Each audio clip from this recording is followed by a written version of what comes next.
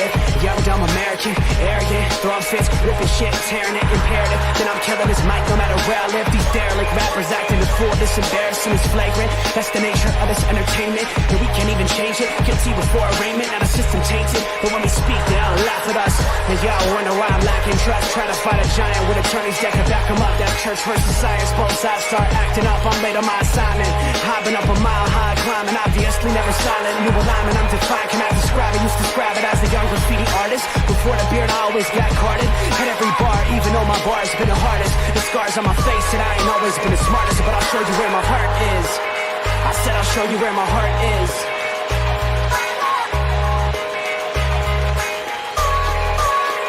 I can show you where my heart's at. See it on my sleeve. Even if the beat stops, my soul will not leave. If I never stood tall, nobody will ever see. I can show you where my heart's at. See it on my sleeve. I can show you where my heart's at. See it on my sleeve. Even if the beat stops, my soul will not leave. If I never stood tall, nobody will ever see. I can show you where my heart's at. See it on my sleeve. I can show you where my... The type of guy that would ride with the breeze. I'm higher than most people. I'm cold and icicle freeze. I'm liking to Mike Tyson. I'm a bison, a beast. I'm hot like Jamaica, like right by the beach. My pops is from a spot where they're fighting for peace. 8 years old out there watching people fight in the streets. All these sirens only make the violence increase. Yeah, we're still not loving police.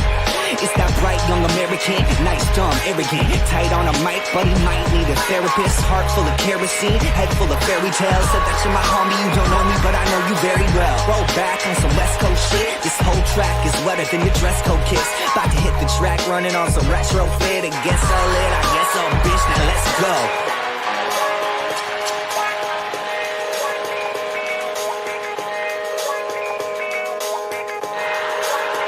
I can show you where my heart's at. See it on my sleeve. Even if the beat stops, my soul will not leave. If I never stood tall, nobody will... Let that breathe for a minute. Can't get enough of that. Ladies and gentlemen, Tuesday, hanging with the fellas, sports nonsense and whiskey in the building. Let's get it. Notice someone's missing. Our boy Pinky down in San Ann at the Alamo, living his best life for a week. He'll be back later. So it's a Robert and Caleb night. We're going to have some fun with it. My guy, how you doing this evening? Cheers.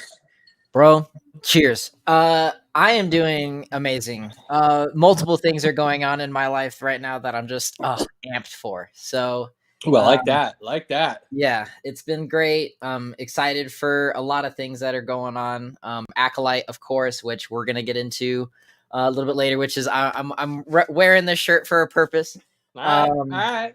So, got that, some game stuff, video game stuff that I'm all geeked out about right now. So, this life is good right now, man. It's good. I like that. As Pinky says, we're going to nerd out a little bit tonight. Yes. Pinky, I don't understand it either because he's just as big a nerd as both of us, and he acts like he's not. But we're gonna run through some sports to start. We got some NHL, NBA, and Euros. If you're not familiar with Euros, that's because Pinky doesn't allow us to talk about soccer, really. But we are now. But we are tonight. And we are going to for basically the next month because big tournament happening. And Robert and I kind of, enjoy the sport of football, soccer. Yes, so as it is truly named. We're going to discuss this a little bit. Now, I know enough to get myself in a lot of trouble and not enough to feel fully confident in what we're going to talk about. So we're going to lean a little bit on Robert tonight to educate because my last 2 years of living on this earth have been a little wild. And I've had to, let's say, compartmentalize my sports intake due to time restraints. And unfortunately, Euros and Champions League and everything that has gone down recently and coming up, I have not been up on as much as, let's say, I normally would. So, Robert, gonna be leaning on you heavy tonight, sir. I got you. And then NBA, NHL, Euros, and then we're gonna, geek out the second half of the show. Discuss some things in the nerd fandom world, if you will, from like you said, Star Wars to. We got to discuss a little Dune because I finally saw Dune 2. We'll discuss it without spoilers because I know it's still fairly new. Give some. It's been out since March. I feel we can. Is it really since March? It has been since March, hasn't it? So we can dabble in it now that we're we're good. spoiling it up now. We're Yeah, good. You're right. It has been since March. My life forced me to wait until it came out onto the streaming services. Totally forgot. Understood. No, all good. And I know a good portion of our viewers have seen it now too, because I've watched it with Andy. So everyone's all caught up. So we're good to go. All right. So we'll talk that, Star Wars. You know, we'll see where the road takes us tonight, and we'll just kind of wind down it a little bit. I love it. With that being said, Pinky not being here, there is not going to be any NFL talk this evening, other than I will mention one thing off the top that I think does carry some significant, for lack of a better way of explaining it, consequences throughout the league. And that's Jay Jetta, Mr. Justin Jefferson, signing the richest contract in history for a wide receiver, making $35 million a year, has now become the highest paid non-quarterback in the league. Wide receiver will now be the highest paid position behind quarterback in the league, with the contracts that have been coming out recently with Amon-Ra and Jalen Waddle and Jay Jetta. And then there's obviously some other big names that need to sign, one of the biggest being CeeDee Lamb. But that's not where I want to go with this real quick. Where I want to go with this is I don't believe it's as significant for the top dogs, because they're always going to get top of the market. They're always going to be jumping each other's contracts. And that's kind of the way free agency and the salary cap work. Where I think this is a bigger deal is for that second tier, the 1As or the 2s. And who I'm thinking about specifically, Devontae Adams obviously has already gotten paid. Jalen Waddle has already gotten paid. Now we're looking at, seriously, where do the Ayuks, the Higgins, and those guys, who many consider on the lower tier of the ones, top tier of the 2s, right in that, kind of sweet spot between the two, what happens with their contracts and how do they get paid going forward? Because they're big-time players, but maybe not necessarily considered top options. So I'm interested to see where those contracts fall, because Waddle and Devontae Smith got paid almost like ones. Obviously, they've got guys on their team in Hill and A.J. Brown that are a little bit above them in the pay scale, but both of them are still in the top 10 of wide receiver pays. So you start talking about Higgins and Ayuk, I think that starts making the conversation really interesting on anyone that would want to acquire them if they were thinking about trading for them, knowing now what that long-term deal is going to look like.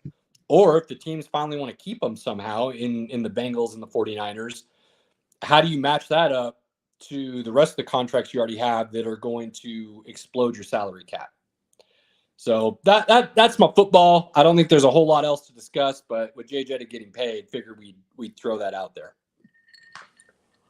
No, and I know I didn't get too much into the contract details, but I know I was reading some of the headlines. The floodgates have really opened now, and it's going to become very interesting with how the market's going to be going forward. It's going to set a very unique expectation, I think, and it's going to inflate a lot of egos. Oh, for sure. For sure. Now, everybody out there, remember, keep this in mind. The salary cap is imaginary, and you can manipulate the shit out of that thing. So anybody sitting here talking about, well, the salary cap, no. If your team wants to go all in, they definitely can. The Rams proved that, and they were down for a year. I think it's worth it. Just saying. I think it's worth it. So we'll keep an eye on that as the off season moves forward. I mean, we're about a month away from training camps kicking off, a little over a month. So there'll still be some movement before the season starts. There's still some free agents out there on both sides of the ball that could help a contender. So things will happen. Pinky will come back and he'll find a reason to talk about football. So don't worry. We'll still do that. Just, we got an opportunity tonight to do a little something different. That's all. Exactly. We need a little break every once in a while. It's fine. Yes. Now, moving on to the next sport topic of conversation. There's a big final coming up in hockey. I don't know if you guys have heard of it. Lord Stanley Cup is being played for. The two teams are finally set. Yeah. We've got Edmonton and we've got Florida Panthers. So there has never been a final that is distance-wise this far apart from the two host cities. 2,540 miles. Insane. To the point where the NHL modified their final schedule They to had take into account the travel. And trying to give guys a little bit of time to rest. So you're talking about a roughly 6-hour plane flight in that ballpark. So it's not going to be easy on the body. And anybody that knows anything about sports and injuries, it's not recommended you fly when you're injured. The lack of oxygen when you get in higher elevations, the pressure and everything that goes into that is not the best atmosphere for recovery. So while you say, yeah, these guys get to sleep on the plane, it's all good. You're right. It's just not the optimum conditions. And with them doing that much travel, it takes away time for them to be with their trainers in the cold tubs, getting treatment and everything else that goes with that. So I think it was smart that the NHL did that. I also think it was lucky that these two teams are the ones playing, because if you had gotten, Dallas, New York, there are some other teams out there as well that could cause issues, because those arenas, once the season is over, there's an end date for the season every year that the NHL, NBA, NFL, everybody gives, so that owners can then take those stadiums and use them for concerts and events and things of that nature. So the fact that it's these two teams, I think, made it a little bit easier on the league, because these aren't necessarily stadiums where Taylor Swift and the Era Tour are going to come through. I know that's not going on in the States right now, but just as an example, that's not something that they'll have to work around. So it worked out well that they were able to move that. I think the biggest storylines for me, and granted, I'm not a diehard hockey guy, but as someone who's, I would say, a little bit more than a casual fan from the outside looking in, I would say the two biggest storylines would be Florida as a whole, as a team, looking to win their first Stanley Cup after getting smoked last year. And then you've got Edmonton, and more specifically Connor McDavid, who a lot of people consider the best player in the game, still on an upward trajectory, doing things that we haven't seen since Wayne Gretzky style, looking to get his first cup and etch his name onto Lord Stanley and be remembered for all of hockey history. So I see those as the two biggest storylines: a team looking for their first title versus a star player trying to break through to that next level. There's greatness on both sides. I'm going to butcher his name right now, and I don't feel like looking it up, so I apologize. But Ravlovsky, probably way off on that. I probably should look it up. Give me a second. But the Florida goalie, insanely talented. You still got Draisaitl rolling with McDavid, along with a couple other dudes that he got to 50 goals. So I think this is going to be an exciting series. I don't think it's something that will just draw on the casual fan, because there are two teams that, if we're being honest, don't draw a lot of media attention. So the ratings as a whole for the Stanley Cup might not look as good as they could, but I think you're going to get a really good series. I would agree with that. I'm excited because I'm super green. It's been a long time since I've actually watched the Stanley Cup final, so I'm excited to get into it and kind of see where this goes and start picking it up next year. Solid. I am looking this up. Barkov. So far off. Bravlovsky. That's terrible. Barkov is the goalie, and he is pretty dang good. So, and he's not the only one. Don't get me wrong. It's just, some of the bigger names, if you will. Barkov is the center. Where is the goalie? Why do I not? Bobrovsky. I was close. Bobrovsky. Sergei Bobrovsky. That is the dude I was thinking of. So, let's see how things play out. But I personally think, I know a lot of people think Florida is the better team. But what I think you said earlier that Panthers will roll. Yeah, that's what a lot of people have said. I don't see that. I mean, when you have the kind of star power and talent that the Oilers have on the attacking side of the ice, if you will, I think it keeps you in series and can even destroy other teams. A lot of people, if I remember correctly, had Dallas favored over Edmonton, and Edmonton rolled. So I personally am going to go out on a limb and say Oilers in 6. That's what I'm feeling this year.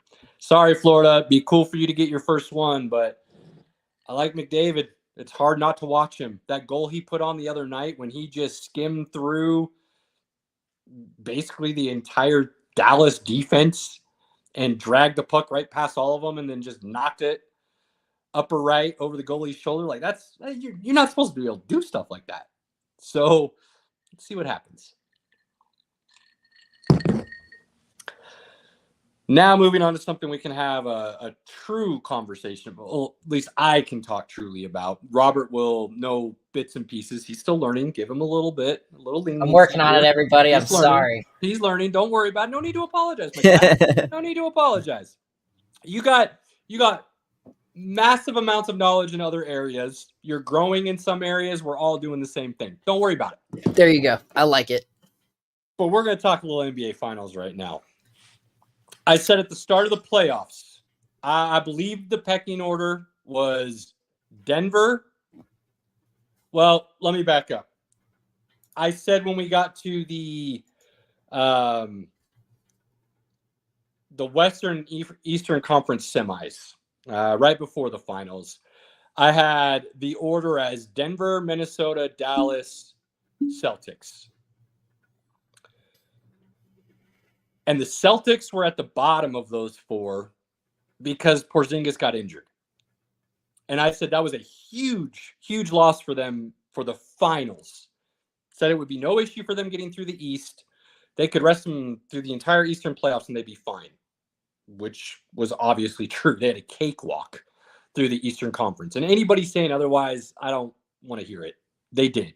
Now, I'm not going to fault them for that. You play what's in front of you and you should beat teams that you should beat regardless of who's on the court, right? But every series Boston played, the other team was missing their primary star. So if you're going to tell me they didn't have a cakewalk when every team they played was missing their primary star, it's going to be hard to listen to your argument. Like, that's where we have to start. Let's just be realistic about the situation. I don't mean Boston's bad. Doesn't mean they're not a title favorite. It just means they had a really easy path to get there, which allowed them to rest, which puts them in a really good spot. Now, Porzingis is back, and by all accounts, healthy. I said if Porzingis plays, Boston automatically jumps to the top of the list and tied with Denver as favorites. Now, Denver lost. Minnesota, then, I had them move to the favorite. I had Minnesota, Dallas, Boston. Again, that was because Porzingis was still out and nobody knew for sure if he would be healthy to play. It's been announced he's healthy. He's playing. Well, guess what? Minnesota lost to Dallas. I said if Porzingis is healthy, they move back to the top. He's healthy. I give them back to the top. They are the favorites in my mind. But Dallas is no slouch. And the way they're playing basketball right now is scary because they're playing defense. Their 2 stars are out of this world in Luka and Kyrie. And if you go to shut down one, the likelihood of you shutting down the other is slim to none. And then they've got the Luka magic. Yeah, man. And then they got 2 big dudes in Gafford and Lively. They've got the perimeter guys who can go out there 3 and D-ish, if you will, in Jones and PJ Washington, along with some other pieces. The guys know their roles. They're happy with their roles, and everybody's willing to do what they got to do within those roles to win, which is why Dallas has come a long way. It's also why Pinky has had to eat some crow with Dallas, because he basically said there's no way in hell they're winning in the playoffs, and they've just balled out. There's no other way around it. I mean, Luka's looking like the best player in the league right now. So while I do believe Boston is a favorite, I would be foolish to sit here and tell you Dallas doesn't have a chance. I have been a big Dallas guy is secretly, because I can't necessarily root for him out loud with me being a big Nuggets fan and everybody in the Western Conference, but I have always thought Mark Cuban was the best owner in the league. I'm a big Mark Cuban guy, and I was a huge Dirk guy. Dirk Money Nowitzki, as I've always called him. The dude is a baller. So because of that, I've always had a soft spot for Dallas. My heart is pulling for Dallas. I'm not going to lie. My heart is pulling for Luka and the Mavs. I've also talked about how I think Kyrie has turned a corner and he now has a path to be talked about as one of the best point guards of all time. Where 3-4 months ago, I didn't think that was possible. But I've seen a lot of growth, maturity in both his off-court and on-court personas. I still think there's some things he needs to do as far as leadership, playing better defense. But if he can start doing those things on a consistent basis with what he already does, and they win a championship, that conversation starts changing a little bit in my mind. So I'll eat a little bit of crow on Kyrie. I did not think this was going to work out. I did not think he was going to, for lack of a better way of saying it, change what he was doing. Now, there's a lot that goes into that, right? The organization listened to him, which made him feel more comfortable, which made him more willing, and back and forth. But I'll give him a lot of credit. He's in my mind, turned a corner. The problem here is for Dallas, my head, my basketball eyes, my IQ says Boston is the favorite. And the reason they're the favorite is a couple things. One, they've got 3 dudes, one of which I believe is arguably the best perimeter defender in the league in Drew Holiday, and then the other 2 being Tatum and Brown, who are good to great perimeter defenders. So they have 3 guys that they can throw at Dallas's 2 stars. Then you run out a Derek White, who's just as good defensively and could easily also go at him, but he's a secondary piece. You've also got Horford still on the team, who is a solid vet, and then Porzingis, and that's the starting 5, right? So plus the first guy off the bench. So what you're looking at with Boston is a deep level of talent from the starting to the beginning of the bench, whereas Dallas is a little bit more top heavy, and then it kind of falls off a little bit going to the bench and the rest of the starting 5. And not in a bad way. Like I said, Dallas is playing phenomenal, and everybody's playing their part and okay with it, which that makes the team even more dangerous in my mind. So I believe this series is going to go 7. I also believe that this series is a huge, huge deal for the narrative, the legacy, whatever you want to call it, for Tatum.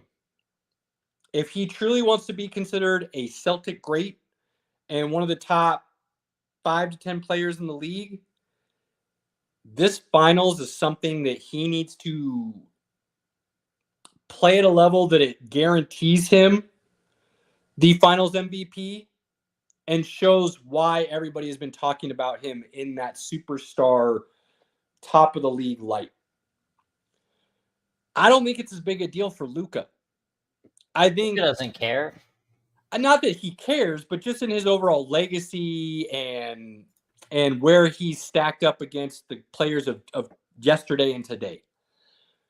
He's a little bit younger than Tatum, so that helps. This is also his first finals appearance in a finals that nobody predicted Dallas to be in. Everybody predicted the Celtics to be in the finals, and a lot of people had them as the favorites to win. So that's why I say this is a big deal for Tatum and not as big a deal for Luka. This is kind of a win-win situation for Luka, and it's a win-lose situation for Tatum. Because if he wins and he plays well, his name gets etched into history. If they lose, even if he plays well, his narrative is going to change. If they lose and he plays poorly, that narrative is going to get real ugly for a little bit, I believe. And I believe it's rightfully so. it's not that he's a bad player. It's just the fact that if we're going to talk about all-time great status, legendary status, you start nitpicking resumes. And that's just the way it is. You want to be greatness. Greatness comes with certain standards. And one of those is propelling your team to the ultimate victory. So I'm very excited to see these matchups across the board and how that plays for this out. good basketball. It's going to be good. I think this should be an epically good finals based on the way Dallas is playing right now. So absolutely. I do think the matchup mismatches go in the Celtics' favor, which is why I have them winning. And I know I got some Boston friends out there who are huge Celtics fans. I got a buddy I grew up with since I was kindergarten. And his family are huge Celtics fans. And I've caught a little bit of heat from him. And I understand why. It's justified.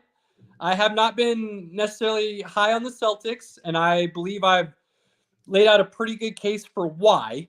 But I can still understand the fandom being a little frustrated with me, maybe is a good word to say. So let's see how it plays out. Again, head is saying Celtics, heart is saying Dallas, but I will pick Boston in 7. I will pick Boston in 7. You're going all 7. Okay.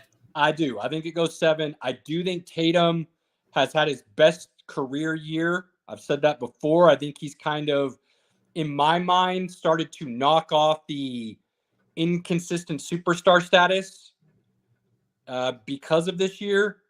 I need him to finish that off if he wants to truly get out of the doghouse of my superstars, if you will. So I'm excited. I'm excited to see how that goes. I'd be lying to you if I said I still think Denver and Boston would have been a better matchup overall. I think Minnesota was strictly built to beat Denver, and Denver blew it. They're up 20. They had their opportunity. They blew it. And then Minnesota went and fell on their face. No, literally, though. So, and I truly believe, I think that's because they expended every ounce of energy they had in that Denver series, and they had nothing left when it came to Dallas. I believe that's what happened. Their Super Bowl was beating Denver. They're a young team still, inexperienced in playoffs, and I think people underestimate what it takes to go through that entire grind. If people forget, Denver was battle tested. Now they hadn't necessarily won at the rate people expected them, but they've been in the playoffs and to a Western Conference Finals with this core. So they kind of knew what it took. Minnesota isn't there yet. Now they kind of know, but the West is going to be a gauntlet next year. Denver's not going away. Dallas is still going to be there. Let's see what, OKC can do. Do the Pelicans get – there's a lot of lists on that Western Conference side. I don't think Boston has as hard of a path. Yes, Milwaukee will be better. Yes, Philadelphia should be better.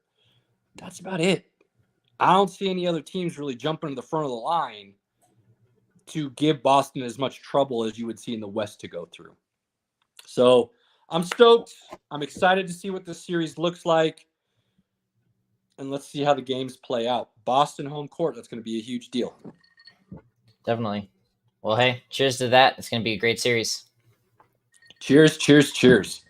The last thing I'll say about the NBA Finals is there has been, I want to say it's 6 years in a row now that we have had a new champion. This would make the 7th, I believe, if my memory is serving me correctly. And that hasn't happened since I believe it was after, I want to say it was in the early 2000s after Detroit. But even that doesn't seem right because you got San Antonio in there. The Lakers are sitting in there. So I can't remember exactly when, but it's been a while since we've had this kind of stretch to where we haven't had a repeat champion.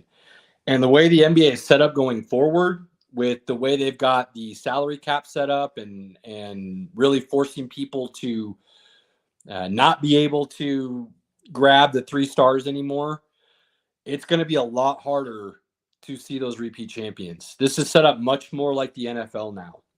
Now, the NBA doesn't necessarily have a hard cap like the NFL does, But the idea of what they did with the cap was to try and bring that competitive balance back down a little bit more.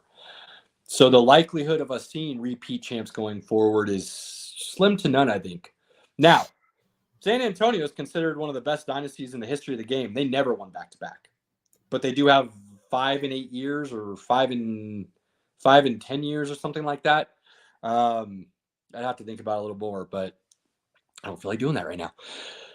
They are a dynasty, but they never had a repeat champion. So by no means am I saying we still can't have dynasties. I just think the likelihood of a repeat champion is going to be as slim as it's ever been in the history of the league.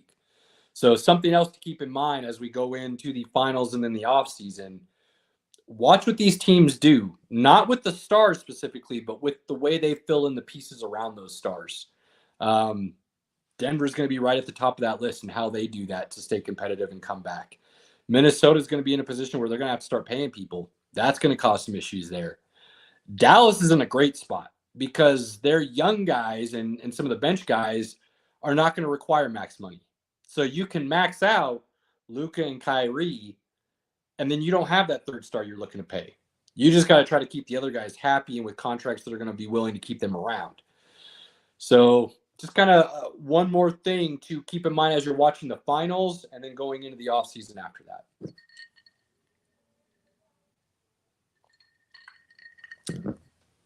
I don't have much to say on that. So going from, and anybody who likes cricket, I don't want to hear shit from you. Cricket is not the most popular or the second most popular sport in the world. It is only listed there because of populace and because of one country, and that's India. Due to the fact that it is the most populous country in the world, and that is their favorite sport, I would expect there to be a giant popularity for cricket. But I'm tired of hearing this conversation, social media, where people are saying it is the second or first most popular. No, it's not. No, let's knock that off. It's like 5th, 6th, 7th down on the list. And I don't want to hear anything different. Just because one country decides that they're so populous that they can go ahead and say it's popular. No, we're not playing that game. So going from what I believe is the second most popular sport in the world in basketball to the first most popular sport in the world, which would be soccer, football, the Euros are coming up. And they start, correct me if I'm wrong, it was the 14th of this month? 10 days. Yes, 10 days. to 14. So for those of you that don't know, this is the second biggest soccer tournament in the world, right behind the World Cup. It is called the Euros because it is the European Championship. So only European teams will be competing. So you're not going to see your Brazils, your Argentinas, anybody from Africa. The United States they're not there. Okay. This is strictly European continent teams. It is every 4 years, correct? Yes, every 4 years. So we're catching up, and it's 6 groups of 4. So that's 24 teams, just to kind of put that into perspective here. Which, again, all of these teams play for 3 games. They're each guaranteed 3. It's set up exactly like the World Cup when it comes to the format. So just to throw that out there, you've got your round robin group stage, 3 games, basically. So you play everybody in your group. And then you'll move on to is it 16 that they take after the first round? Yep. So then you move into your knockout round, 16, 8, 4, 1. So that's where you start getting the format. So as Robert's talking, I just want to make sure everybody kind of, if you're familiar with the World Cup, same format, just not as many teams. Exactly. And it's a very interesting Euro situation. As of right now, as far as an overall, England is favored to win this, which I don't know if I believe that. But Harry Kane just seemed to really kind of not come through with Munich at the end. So I'm not sure what England's going to have to do to power through this. There's been a lot of good teams that have been kind of rising up. Belgium's one. But I mean, look, Belgium had their golden age for the last 8 years, and and now they're in that a big squad rebuild. could not get it done. And they were, not this last World Cup, but in 18, they were the favorites, were they not? They were. That golden age for Belgium, they went in as, I believe, the favorites for the World Cup that year, or one of. Yeah. And they just they made it to the quarters or semis. I think it was the semis, because didn't they beat America? Yeah. They beat the United States, which the everybody United States, I don't think we're in the 2018. I don't think. No, you're right. So it's even farther back. So the golden age is even farther back than that. It'd go back to 14 then, wouldn't it? Yeah. Well, that was when Brazil was favored because they were at home and Germany took the cake. Right. But Belgium, they think about it this way, Americans. What America is positioning themselves to be in right now with the group they have and the young talent, America is going into what is considered our golden age. This next World Cup is not the one everybody is truly expecting greatness from. It will be icing on the cake if it happens, or the cherry on top, or whatever you want to think about. 2030 is the World Cup that the world is looking at as America being truly competitive with the young core we have right now. That's where Belgium was 2014, 2018, 2022 was kind of the end of that. Now you're moving past it, I would think. Exactly. And that's been one thing with Belgium, is they're in a rebuild, kind of like where Germany was when they won the World Cup in 14 and came back. So they're very a favorite to watch, but I don't know how favored they are to go into the tournament. And, kind of like how, we do our draft picks and all that, like who's going to win each thing. I do the same thing for the first matches, just kind of figuring out who's doing what. And I'm still of the opinion that Croatia still is a dark horse with Luka Modric. I mean, I still want that man to win something. Dude, like, I mean, he gets he all the kills time. Club ball. Good old Real rolling through people down there. But yeah, Modric is he's a beast. I've always thought of him as a Messi light. Yeah. And I'm not trying to say that in a demeaning way to Modric. I'm trying to say that as a compliment, because he does a lot of the similar things, just not at as high a level. But let's be honest, Messi is arguably the greatest player to ever play the game. So mentioning him as somebody that you could see similarities in should always be a compliment, right? But just the way Modric controls the midfield and the pace of the game for Croatia has always been something that has just been fascinating to me. No, completely. They had so many good chances in these last few World Cups. I mean, I was pulling for them, because as much as I hate saying it, Germany just has not been at the top of their game in any way. And I just get overly hyped and get overly disappointed every time. But this year so far, I think they do have a chance to get out of their table. I think that they'll be a bit of a competitor.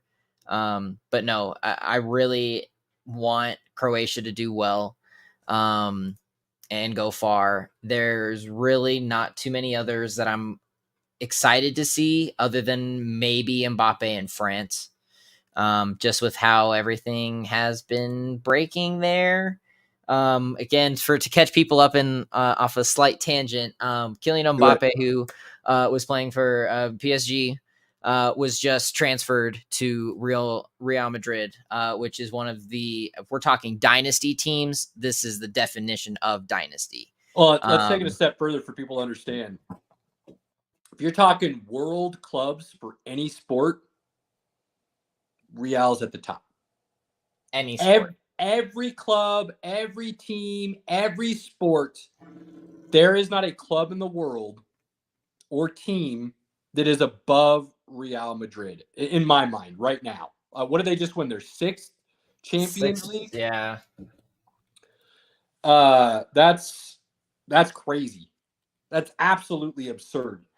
It is similar to Brady and the Patriots, but the reason I would not put Brady and the Patriots on the same level as Real is because Brady and the Patriots weren't playing the very best to win these championships every year. So this is their 15th European Cup and their 6th Champions League in the last decade.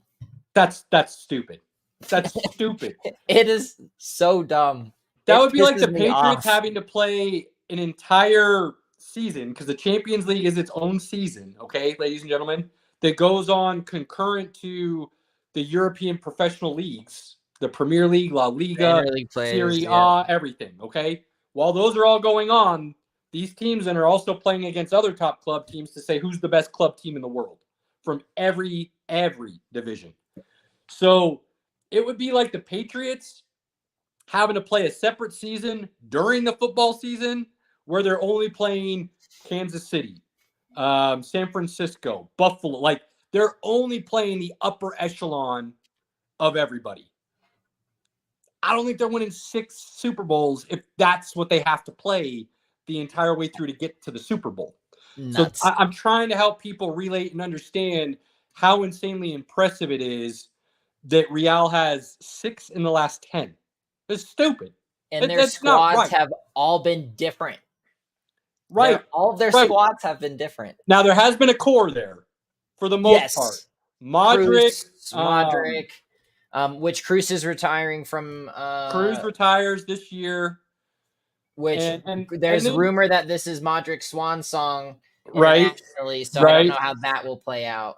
But then you also have, and I'm surprised you didn't mention this when you're talking about England being a favorite, the amount of young talent England's throwing out there this year is absurd. And right at the top is Jude Bellingham. Exactly. And there's been, for those that didn't really keep up with the Premier League and things like that, this came down to the wire. There were so many different scenarios that could have played out that could have extended the season. It was dumb with how the goals needed to be scored and the teams that needed to win. Absolutely insane. And a lot of these players, I mean, are homegrown. So I mean, Saka is another one that I am. I am terrified of to play if Germany and England go up against each other. I'm just terrified. Declan Rice is another one. I mean, what a powerhouse player.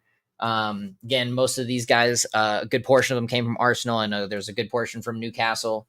They are dangerous. And if they are not going to display that dominance throughout this tournament, it will be shown in the World Cup in 2 years. Yeah, absolutely. Let me throw something out there to you. And you, again, like I said, I know enough to get myself in trouble, right? It's always kind of dangerous when you have a little bit of knowledge. Completely. But you know the sport, but you haven't kept up. You know what I'm saying? So the feeling I've gotten from the little bit I've been able to keep up with and whatnot and read, this England team, to me, gives me really crazy shades of that late 90s, early 2000s, when you're looking at Beckham in his prime, Rooney coming up, and how dangerous that England squad was. I get very similar feelings from where this England squad is now, moving forward in the world stage. Yes. It is. It's going to be awesome. And that's one of the great things about watching football is all of the talent that's grown over time. And then you just see these different countries become powerhouses. It's great. I mean, for all intents and purposes, Italy has not been a very strong team in a while. But they are they are champ, performing better. Aren't they the reigning champ in Euros right now? Didn't they win the last one? Let me double check that. Again, I know enough to get myself in trouble, guys, but I feel like that. I feel like I remember. So Italy did win the last championship, but that's always one of the curses with football championships is back-to-backs unless you're Real in these situations. And Italy's been having to grow a lot of their team over the last several years. So for them to win back in 20 was great. for them to come back this year, it's going to be a totally different level of play. Well, let's be honest, the top dogs, in my mind, there's always been 5 when it comes to European football and really the World Cup as a whole. Then you can throw in Brazil and Argentina as the other 2 probably. But you look at England, Germany, Spain, Portugal, and Italy. Now, when you look at the last couple of World Cups, Germany has fallen off a little bit, and they've had trouble kind of rebuilding. But it looks like they're starting to get back to where they expect to be. Italy fell off the map there for a minute. Just straight fell off the map. And, about 10 years. Yeah, and nobody expected them to win the last Euros. So they kind of came out of nowhere. Yeah. But they're, in my mind, they're still kind of doggy paddling, trying to figure out where they are. I don't feel like they truly have the talent to compete yet. Spain fell off the goddamn map. Yep. From where Spain was to where they are now. I mean, I just think about some of that talent they had, and you start at the top with Iniesta, and then you can go down that list of what they had on that team. It was scary. And then you look at Portugal, who I'm still trying to figure out why have they disowned Cristiano Ronaldo? I am still mind blown that the dude that can play at a high as a level as he is still, why you would not want him on the squad. And for whatever reason, him in Portugal have not seen eye to eye. Now, whether that's, the heads of the federation, the coaching, I don't believe from what I've read over the years, it's the players. I feel like a lot of them would still want him on the pitch. I could be wrong, but he is on the squad, if I remember correctly, when they announced. They're on the squad, and I know there was something because the Saudi Arabia season's different. Right. I can't remember all what happened, so I think that's part of this delay. But at the same point, these are the qualifiers, so a lot could be said if they do it without him. But in previous years, Portugal's made a very blatant statement that they are not standing behind him anymore, and they're moving on. Doesn't make any. I don't know why you would ostracize, in some people's minds, the greatest football player of all time, to the point where it almost feels like the country has turned on him to an extent and doesn't want him as part of the national team. And I don't get it. I haven't read anything or seen anything other than my feeling is that somebody has personal issues with Ronaldo and tried to blackball him. And the dude is so talented that they haven't been able to fully follow through with it. Exactly. And with and I used to be a big Ronaldo guy, and I've fallen off when things just started getting really weird with his contracts. And when he was trying to go between Saudi Arabia and these other places, I just kind of got out of it. And personally, I think that he has always had a bit more of an edge than Messi to a degree. Yeah. For sure.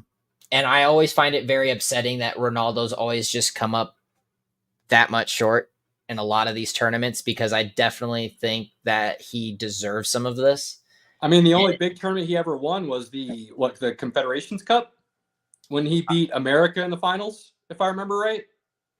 I believe that's correct. I think that's the only major trophy Portugal's won since he's been there. Yeah. They've come close, like you said. You were right. I mean, they were here multiple times. And in the 14 Cup, they were one of the big favorites. Absolutely. That World Cup alone will go down in history for so many different things. For sure. But no, for Ronaldo, it's just a matter of time now before I think he's just done suiting up internationally, just because it's just not going to happen. And with the management with where they are positioning him, it's going to be a sour ending to a great relationship. Definitely seems that way. Let me ask you this kind of side note before we jump back into the Euros, since we're here. If you had to throw a Mount Rushmore of footballers, how off would it be to say Maradona, Pele, Messi, Ronaldo. And Cristiano Ronaldo, not the other Ronaldo. How far off would you feel that is? Because to me, that's the more I think about it, the more that's kind of where it sits. Well, then you also have to. You're missing one key person there, though, and that's going to be Ronaldinho. Glad you mentioned because he's on the outside looking in. Now, here's the kicker. I go back and forth between Ronaldo and Ronaldinho because Ronaldinho does have a World Cup.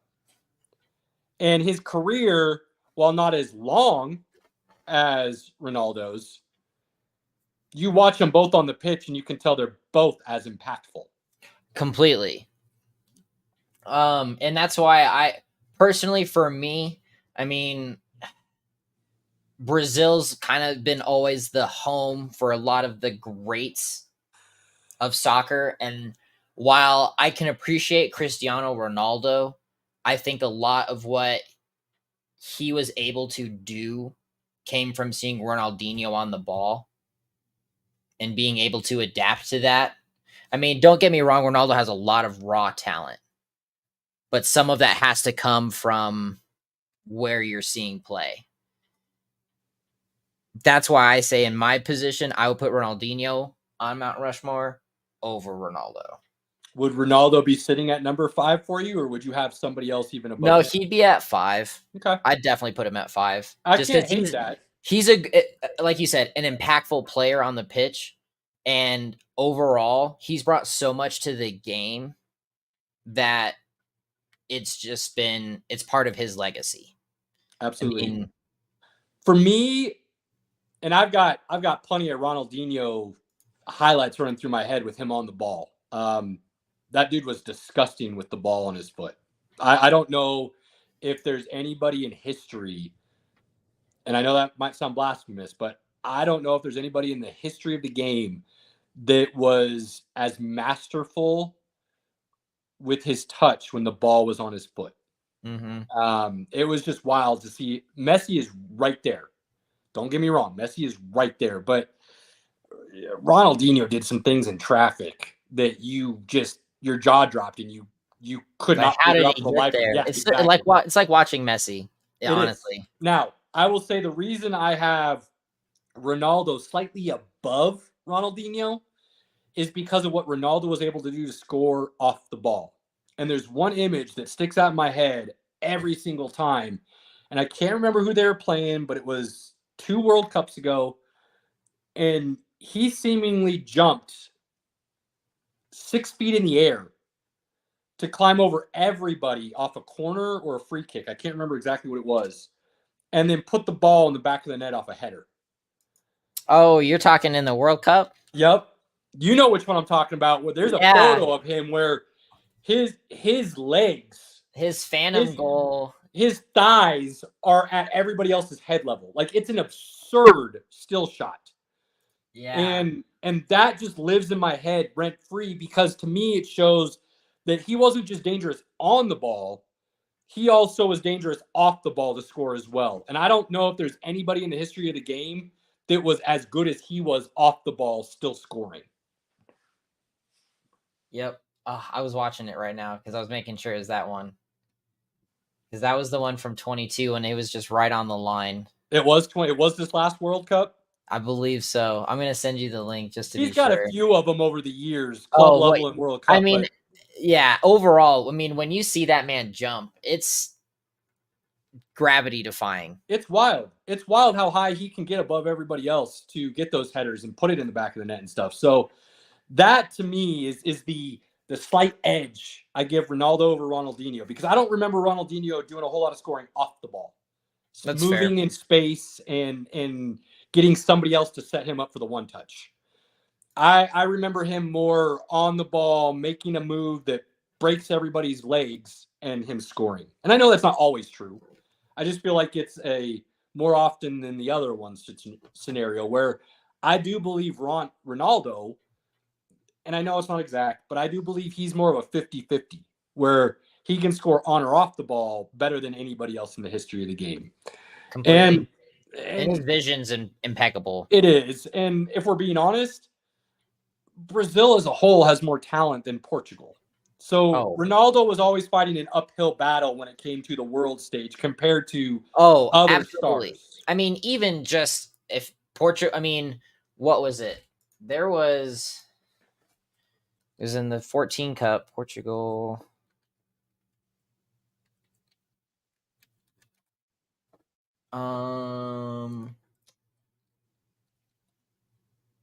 They tied against the Americans. And I mean, for those that don't quite grasp what that means, the United States almost has no business at times being in the World Cup, which is why they missed a couple years. Yeah, I wouldn't go that far, my guy. I mean, the talent has always been there on the United States side, in my mind. The it's problem just has never always been executed. And that comes down to coaching and organizational management. True. And for whatever reason, the U.S. as a whole at the very top continue to think they can win their way at a game that we are not the best at. And we need to start changing that mindset and realizing there is a way to play this game where you can win at a high level. And I do believe the United States has the talent to do so. We just have to change the mental aspect of the way we go about doing it. Exactly. And I still, every time the United States goes up in a match, I'm pulling for them because I want to see that go forward, because every time they play, there's more and more to it. This guy, my cohort over here, dark side force user and a German fan over America. Can you believe this guy? Unbelievable. What can I say? What can I say? What can I say? You know, he's drinking beer instead of whiskey. Let's just keep this in mind, okay? I mean, you gotta get my beer in when I can. I miss my good German beer. Hey, in all honesty, we all know, drink whatever you want and come hang out with us. Oh, I'm gonna give my guy a hard time if I can. I mean, don't get me wrong. I've got it here if I need to dabble a little bit. I'm prepared. We just see Robert slyly pulling rips off the bottle instead of pouring himself a glass. I mean, I don't actually have a whiskey glass in here like I normally do, but yeah, just always have to be prepared. And I am pulling for Germany. I really think they can do something and get to at least the quarterfinals this year. So let's run this down then.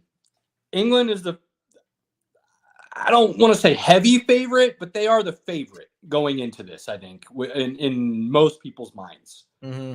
I believe Germany is second, but they've got a little bit of room between them. Germany's third. Who's England? second? England, France, Germany. France. Oh my God, that was stupid. Yeah, France, of course, should be second. Favorite to win the World Cup. Won the World Cup. So there are some not the last World Cup. Obviously, they failed to Messi, but they have won a World Cup in recent history. Yes. They've got arguably the best player in the world right now, in some people's minds, in Mbappe.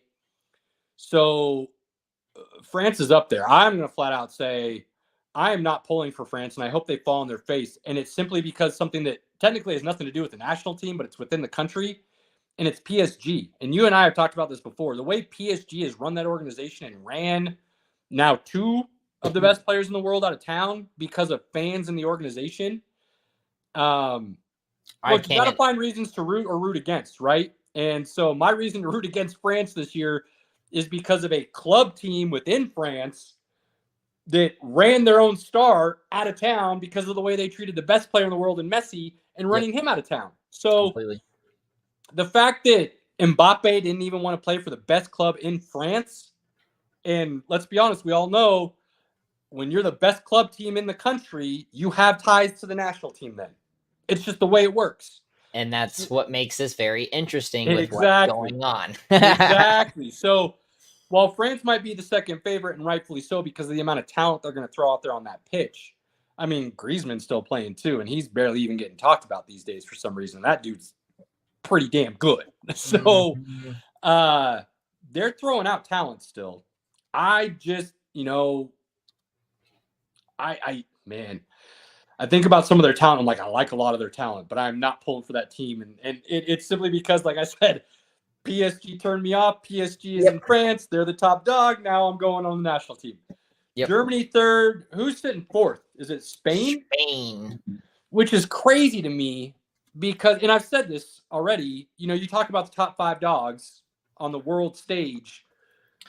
Those 5 countries are always going to be mentioned within that top 5 in some order somewhere, along with the 2 South American teams. So Spain is the most interesting one to me because they are basically completely removed from their golden age now, and they are all new. Yes. So it will be interesting to see how this new crop of talent within Spain can perform on the world stage after, kind of really falling on their face in the last World Cup and underachieving in a lot of people's minds. What does Spain look like going forward? Can they get back to that we're the best in the world type status and everything has to come through us kind of thing? Or are they going to be struggling a little bit more? And then we already talked about where Italy's at. Portugal, Italy doesn't even make Italy's low. Yeah, absolutely they are right now. Absolutely. They're actually it goes so after Spain, it's Portugal, Yep. then the Dutch, Okay. then Italy, then Belgium. Where's our boy Holland sitting? Because Norway isn't just Holland anymore. They got a couple other young talent names coming up that I think personally, I've got them as my dark horse this year. Let me see. How far off would I be in thinking that going forward? Are they even in the tournament? I thought they were. Am I missing something? I could have sworn they were in it. I'm double checking.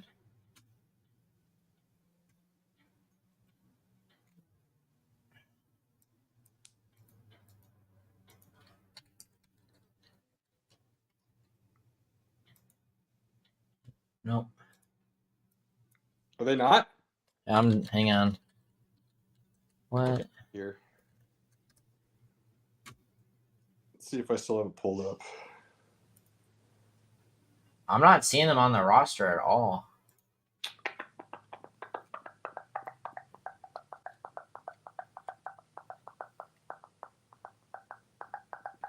They're not. No, they're not. They are not. I could have sworn they made it. I thought they did too. Oh, snap. See, again, know enough to get yourself in trouble.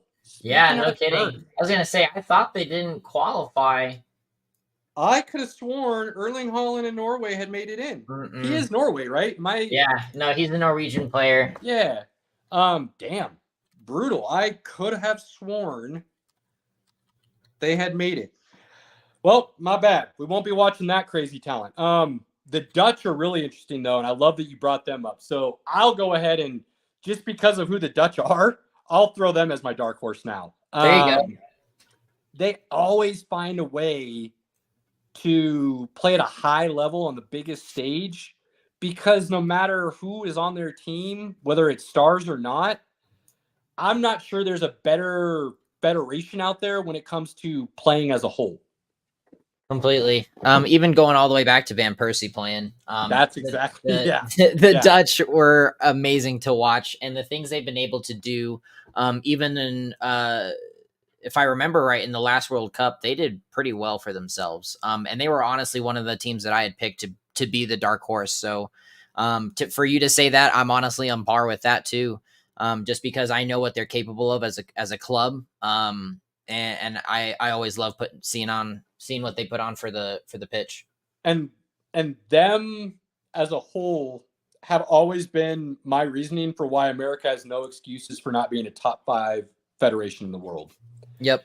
You're looking at the population pool that the Netherlands can pick from, and you're looking at the population pool that the Americans can pick from, and it's not even close. Not even comparable. America talent pool is crazy huge compared to the Dutch. So again, that's why I go back to the federation as a whole, from the top down, having their heads up their asses and not realizing there are ways to play this game that have been proven over time to be successful. And while you can you can then take your own style from that and have a style that you want to play with as a federation. That's okay. But the Americans can't pull their heads out of their asses and figure out that How to farm kicking talent. the ball all the way up the field and hoping guys run after it is not going to win you games. It's not. And then they try to play possession ball, which ends up them playing 2/3 of the match in their own half. So, I mean, look, as somebody who grew up playing the game, and I feel like I've got a pretty good handle on the intricacies of said Getting game. a glass real quick. Pinky's harassing me. No, Pinky. It's sad to watch the Americans continually struggle when the talent pool is there. So Dutch, love it. Croatia, love it. I would love to see somebody come out of nowhere. And it doesn't have to be Croatia or the Dutch. Throw Denmark in there. Throw Belgium in there. I think I saw Czech Republic, who's always kind of good but not great. Throw them in there. I want to see somebody interrupt the big dogs. Some of the best World Cups in memory are when that happens. Absolutely. Absolutely. So I like England's path. It looks like from the group stage on, they could have a pretty solid path, plus their talent. I'm good with England getting there because I like some of their young talent. I think they're exciting and it would be fun to watch. But after that, I want to see somebody come out of nowhere and upset the apple cart, if you will, and make a run and see what happens. Absolutely. No, it again goes from June 14th to right up until the Olympics. July 14th, yep. Yep. So 14 to 14, it's going to be great. So they're on in the afternoons and early mornings on Saturdays. So, be prepared. It's going to be awesome. You get a chance. One of these matches happen to be on and you're sitting down. Tune in. Even if you're not a big soccer fan, this is the soccer that you want to watch. This is the highest level, the top talent, the top teams, the national teams playing against each other. It's, again, a World Cup mini. England and Serbia play at 1:00 on Sunday, so it'll be on. I'm sure it'll be on Fox, if not somewhere else. So who has it? Let me check. Which network has it? Let's look.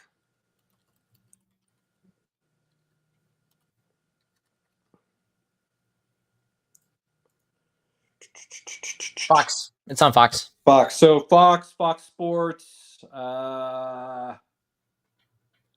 FX, I bet, will carry some of the games. If I had to guess, they usually will do that in big tournaments and things of that nature. So you'll have an opportunity to watch these games if you truly want to.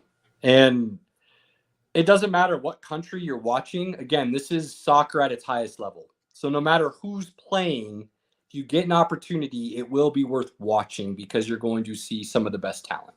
And one thing that we always, I don't want to say preach to, but encourage on our show is to spend time with your loved ones and things. At this point, if you're going to want to watch a game, a great Irish pub is an awesome place to catch some good soccer.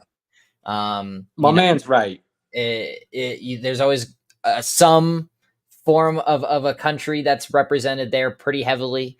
And I know one here locally where they have different viewings for premiers and Premier Leagues and things like that. So I know they're going to be doing a bunch for the Euros. So Caleb, Abby's Irish pub. So that's right up the street from me. Yeah, I know. So yeah. We definitely should maybe think about going.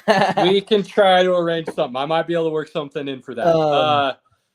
Really, any bar that's going to show these games, I would highly recommend just showing up to.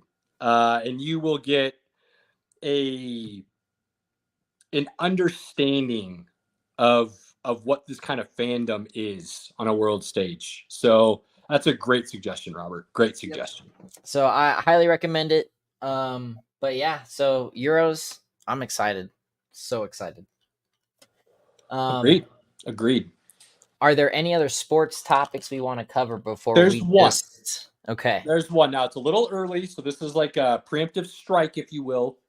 because Robert and I keep talking about it, and Pinky poo-poos it all the time. So we're going to make sure, we're going to make sure we get it in here a little bit. Olympics starts in a month, okay? Well, a little over a month, about a month and a half. 11 days from now, the U.S. Olympic trials start, which is a 2-week run, roughly, of all the events, and it is the final opportunity for everybody to get their spots for their specific event or sport. So those are going to be going on in starting in 11 days, and then they will continue for the next couple of weeks. Then you'll get a slight break, and then the Olympics kick off. So to start getting your fix, just like we said with the Euros, those Olympic trials come on, highly recommend just sitting down and giving it a quick watch. Spend, an hour watching a couple events here and there, because it's going to give you an idea and a feel for what's coming up in the Olympics and, kind of where the Americans stack up on the world stage in these events and things of that nature. So highly recommend checking that out. Certain sports won't be in it. I mean, your team events have already been solidified, things like basketball and whatnot. This is more for your individual, your track and field, your swimming, your diving, water sports, kayaking, things of that nature. More running, sprinting. Yeah. More of those individual events of what these qualifications are for. But it sets up the stage for then the Olympics and what we're going to be watching from Team USA. So while the Olympics are still a ways off and we're not going to go down the rabbit hole on that just yet, it's coming. It will be coming, and the Olympic trials are starting here soon. So, yes, we are going into the quote-unquote dark age of sports, where every year all you're ending up with is baseball. And if you're like us and you're not huge baseball guys, we look to the international. It's a tough spot, right? Tough spot for some of us sports fans, and a little bit of a dead air period. But this year is one of those every 4 years where we get something to fill those voids. So Pinky may not be excited, but the other two guys on this are. Gonna be awesome. Cheers, man. It's gonna be great. I can't wait to talk about it with you, because the Olympics is one of my favorite things to watch growing up as a kid. I love it. Especially with for the viewers that don't know, in Colorado Springs, it's Olympic City. We have the Olympic Training Center here, so you see a lot of athletes come and go. Pinky, we miss you. Hey, this one's for you, buddy. I got one for you, like I said. Pinky sex, we're talking about sports that he doesn't give a shit about. True. So it's always exciting. And hearing some of the stories, them training in altitude when they do their interviews and things like that, it's very personable, because it's something that I look at my backyard and see. Olympic City, USA. That's what Colorado Springs is nicknamed. So there's a reason they train in the altitude, right? Yep. So I love it. So definitely looking forward to speaking more on that coming up. Love it. Now, I have one last sports thing that I'll mention in passing. So before I do that, do you have any other sports topics you want to cover this evening, Robert? I'm good. All right. Shohei Ohtani has been cleared by Major League Baseball of any wrongdoing in the betting fiasco from his interpreter. So anyone that was hoping Ohtani was going to get slapped across the face with a lifetime ban and we wouldn't be able to talk about him as the greatest baseball player of all time, tough luck. But other people did. Yeah, a lot of other people went down, not Ohtani. So the greatest baseball player of all time is alive and well. We'll see how he continues to perform over the course of his career, but we all know how I feel about what he's doing on the diamond. Yeah. Awesome. Now, ladies and gentlemen, nerds, if you had more sports conversation to discuss or wanted to hear from us, you should have been commenting, because we're moving forward now. We got some nerd conversation, some geek out time. And yes. I'm gonna let Robert lead the way on this, and we're just going to rapid fire our thoughts and discussion on these things. So I've been personally waiting for this, because I know from the very beginning when we first started talking about it, you and I were eye to eye on Dune. I know you never read the books, but you were very excited for where this went, we had to get Pinky there, and he really enjoys it now, so it's awesome. What are your thoughts now that you've seen it and been able to digest it for the last few days? So my first gut reaction with the second movie was I liked it, but I don't know why exactly. I mean, I know why, but I don't have an exact reason overall. I feel like while I really liked the movie, I feel like it left me wanting in a lot of ways because it felt like almost the story got put on fast forward.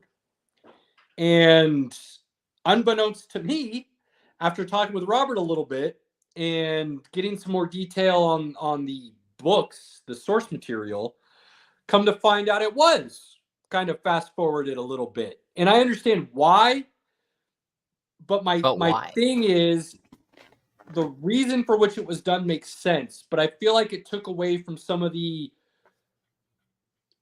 development of the character to the point of caring more about what was going on as an audience. And I don't feel like, as a whole, Dennis Villanueva did a great job of making you understand the time period and what was happening when they were truly in the desert battling the Harkonnen and basically trying to take back over the planet. I don't feel like that part of the story was told in the best manner possible to give you a true feeling of the timeline and the expansiveness of how long that took and what was actually going on. Is that a fair feeling? No, that's a very fair statement because and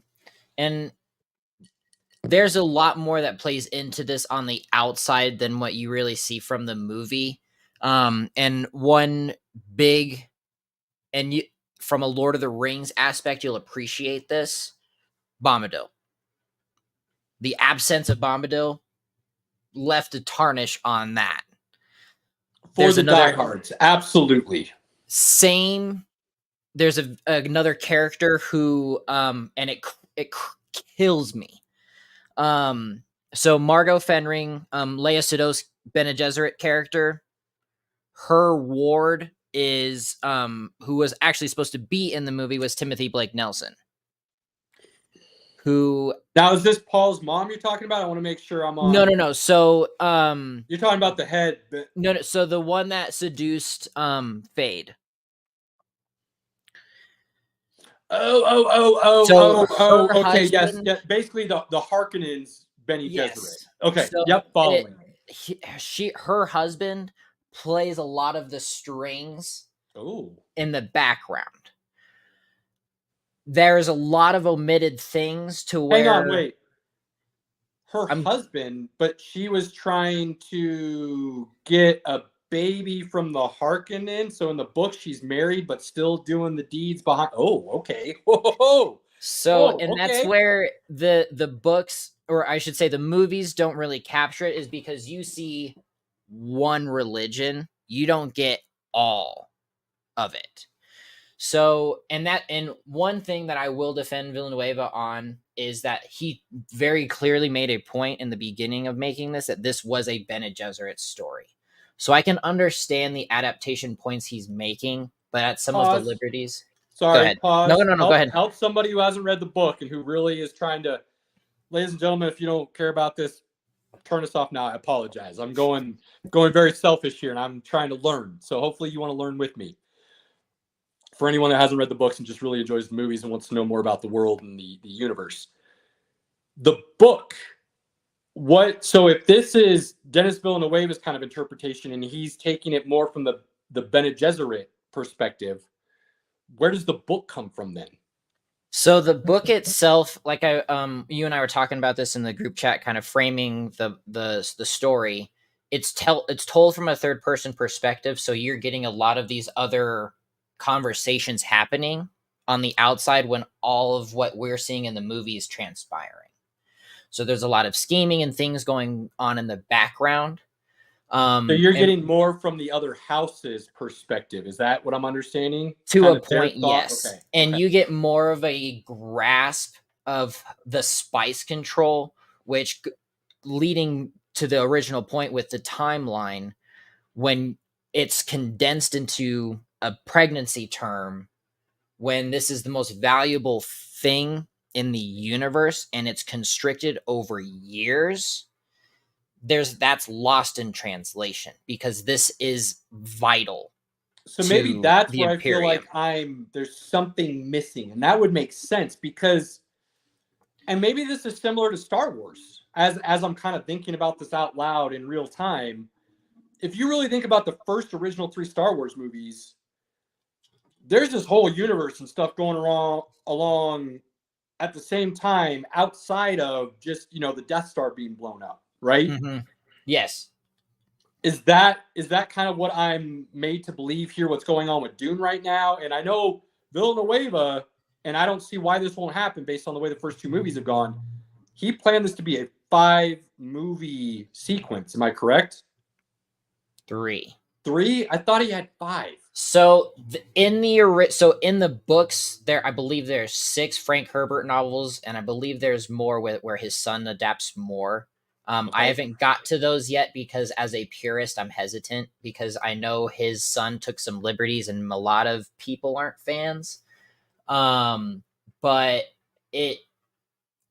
with the next movie, if he splits it up, that would be interesting. But with Dune Messiah, it really completes Paul's journey. But when you start getting into the next book that comes after that, it gets really weird from a sci-fi point and an adaptability point. And he said if he doesn't plan to go past Messiah, which is the second book. So if there's more that comes, I'll be shocked, but it won't be from him. You're right. Yep, I'm reading it now. So that being said, I don't know where I got 5. I feel like I read that somewhere, but either way, I'm wrong. Cool. But with that being said, how realistic is it to think that the way he set this up and the way it's being done is then going to be an opportunity to go into that whole universe and expand it even more, similar to what Star Wars has done? And while I know there's a lot of people who don't like what Disney's done, I can't get enough of it because it continues to fill out and explain and expand everything within this universe that's going on, even outside of the Jedi. Well, my good sir, I have good news for you. If you have not seen it, here coming this fall, there is a show on Max coming called Dune Prophecy. Yes. It is set 10,000 years before Paul and how they are going to instill the prophecy of so this is like Luzan al-Gaib. High Republic Star Wars style kind of This idea. is the formation of how the Bene Gesserit come to rule over all. And we're going series on HBO? Yes. So cheers, my guy. I'm in. I'm very, very excited. So after this, if you go and pop on search Dune on Max, you'll see it come up as an option. You can watch the trailer and it's like 2.5 minutes. How have I not seen this already? Okay, I'm in. So, but it's there. It's there. Don't know how I missed that. Okay. Now continuing back on with the Dune. The other thing I felt like you get a feeling of, but I feel like wasn't quite as impactful as it could have been. And I'm having a hard time putting my finger on why. So bear with me. I've only seen it once. I'll go back and rewatch, and I'll have to try to get a more specific reason for myself. But I feel like the relationship between, and I'm still really bad with all these names, so bear with me. Chani? Yes. Chani. I'm still trying to figure out why I don't fully believe in Chani and Paul's relationship. Because to me, that feels like it's a relationship that cannot be broken. And they'll have their ups and downs, but in the end, that's the most powerful relationship in the story. And I feel like that's what it is, but I don't feel like that's the feeling that I got walking away from it yet. So, and that's outside of the timeline, which I will sacrifice for what they had to do to make that happen. We'll come back to that. But the biggest problem for me was the character assassination of Chani. Ooh, character assassination. Because it for and I forget the exact line. And I'm gonna look it up. Where they basically Chani is I don't want to say a concubine, but similar to what Jessica was to the Duke. And it was an unspoken, compassionate, never-ending love. I'm always here for you, and duty has to happen.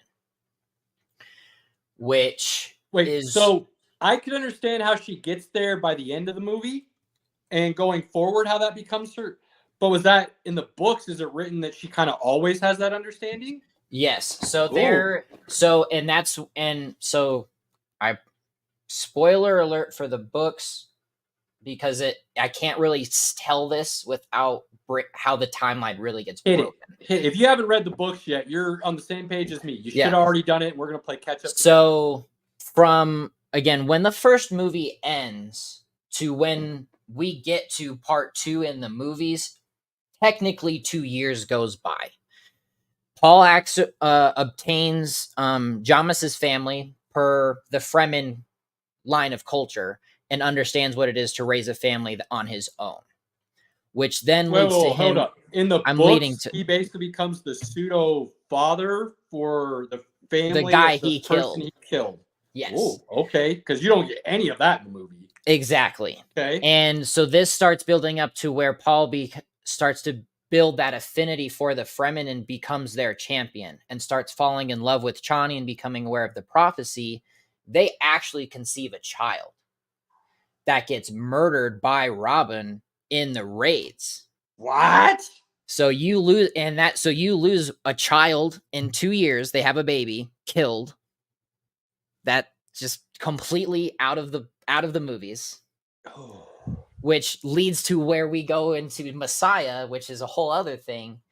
And there's one brief moment where you hear about it. And so on your second watch, Caleb, be looking for this. Is when Paul is promoted to the Fedaykin and gets his Fremen names, and he has the conversation with Chani about, what's your Fremen name, and it's Sahaya. Well, in the books, it is from Desert Spring Tears, the Lisan al Gaib will arise, or it's something to that effect. Right. I caught on to that, and then Tear, Water of Life, revives him. And in the movie, she's like, I'm not going to do this. Right. Whereas in the books, it is, I understand I have to do this. I'm a part of this. And so in the books, you're telling me she is more, and granted, that could very much be because of the timeline, because in the movie, you're looking at, it's got to be less than 9 months because his mother still hasn't given birth. Exactly. Whereas in the books, you're talking about 2 years. So that's a whole different level of assimilation, of getting to know one another, of building a relationship, of going through different scenarios with each other. That would completely change.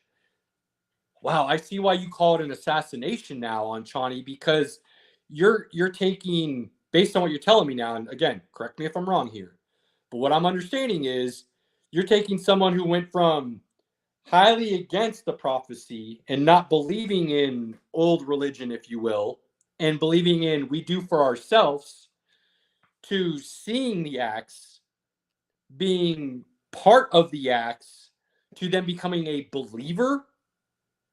Is that what I'm hearing in the book she does? Because Correct. In the movie, based on what I'm seeing, even after she gives the tear, she still doesn't want to believe. Let me put it this way. In the books, to the point where Jessica becomes the mother, Chani gives her the water of life. And that does, yes, okay. And so part of this too is when all of this is happening again, when their baby is killed in this, he is plotting and trying to figure out how to do this and strategizing. He says, I'm going to have to marry Princess Erlon. And he assures Chani that, again, this is all political. This is not who I'm going to be with. And then Jessica later on has a conversation with Chani that they have both been the Atreides concubines, but in history, they will come to remember them as wives as they have carried the heirs throughout time. So that's where you get that line in the movie. So do you feel like then, because that line in the movie is still included, there is still a path to redeem Chani's character in the next movie? Or do you feel like she's always going to be, They have to. for lack of a better way of explaining it, a second-rate character within the story? They have to. Because the Messiah can't happen without them making up. So it just, and you get a very brief moment of that, like she'll come to understand, okay, sure, but that's a total 180 from where the character actually ends up. And I will be honest, like I said, I felt like there was something that just missing for me. So this all makes a lot more sense now. But I will say the way the movie ended, with everybody kneeling to him and her standing, staring him down and basically saying, I understand, but I hate all of it, and then turning her back and walking out, I actually loved that. That I really liked. But it didn't seem to add up with the rest of the arc for some reason. And that's where you have to make that sacrifice where there's some resistance still. So that's that, I guess, that voice of reason you're looking for, because Paul still in this sense is, no matter what, the villain and is going to cause pain. Even though he's trying to give everybody what they want, in order to do such, though, the ones closest to him are going to pay the highest cost kind of thing. Exactly. Now, I want you to touch on something for the audience, for anybody that's like me and doesn't know the books, just knows the movie. You gave me a piece of information that shined a lot of light and helped me kind of close a lot of the gaps I was feeling with Paul's sister and the timeline. And I think the way you explained it for me really helped me kind of understand why Villanueva had to make some of the choices he made. And might be speaking out of turn here, so correct me again. Mm-hmm. But I feel like it's why, even though you call it a character assassination on Chani, you are okay with and understand why he had to do it the way he did. Yes. So, and for those, and it's not clearly expressed and or stated to what I can recall, but Anya Taylor-Joy plays Aaliyah, who becomes Paul's sister and is a very key component to the next books. She, in the books, when you meet her, she's in the womb, and when Jessica's given the water of life, becomes prescient, and you have that, oh, she's pregnant. Well, that water of life transfers to Aaliyah. So she has full consciousness within the womb. So when she's born and grows up, is having all of these conversations and is using the voice, and ultimately is as the one who kills the Baron instead of Paul. Well, if you were to apply that to a Hollywood perspective, with a 2-year-old being prescient with the highest IQ possible, you lose something from a dramatic standpoint, and now it just becomes a joke, which is one of the biggest problems you have with the 84 Dune, which, again, I still love that because that was the Dune I had until recent. But it's still one of those things like, yeah, all right, this is a little weird. Right. I think that's a great thing to understand as well. I mean, trying to get a 2-year-old to act and play the most intelligent person in the room, I don't know how you would pull that off. So it makes sense that he changed the timeline a little bit to do the things he did. With that being said, though, and help me with the names, the terminology, his sister, does she, I don't know if I'm understanding this right, is she what becomes basically the ultimate, most powerful Bene Gesserit, and Paul is the most powerful entity, and so she's kind of like right behind him in like the pecking order of the universe, or what are those two names? Obviously, what is Paul called again? What's his Messiah, the Savior name, and then what is his sister's title, if you will, and what does that mean? Help me understand that a little more. So Aaliyah, so Jessica still is the Reverend Mother, for all intents and purposes for a good while. So she, hers, and I'm trying to be careful here, just because I don't know what they're going to do with Messiah, but Sure. It gets to the point where Aaliyah actually becomes possessed and is being used as a weapon in different ways against Paul and some other key people. And one of the big things that I guess happens with this is so, and I guess major spoiler, I don't know if they're going to do, and they should do this if Denny does it right, is Jason Momoa's character isn't really gone. All right, let's save the spoilers. Do this without spoilers. I'm Okay. either reading the books or I'm going to wait till next movie, but I want to be a little bit surprised still. So talk to me without trying to do any more spoilers. I kind of figured Duncan was still alive somehow, based on the fact that everything went down in the first one. But what I'm really trying to get at is the mother Bene Gesserit, like the head Bene Gesserit, looks like she's no longer going to be that because Paul's mom is taking that position over, basically, is what it is my feeling. But she called his sister something, and I can't remember. They gave her a title or a name as well, I thought. I don't think they did. I don't. Was that just another name for what is Paul Lisa Al-Gaib? Lisa Al-Gaib. I thought they were giving another name to his sister. I thought they were calling her something else. Not that I'm aware of. There's another name that was thrown around towards the end of that movie.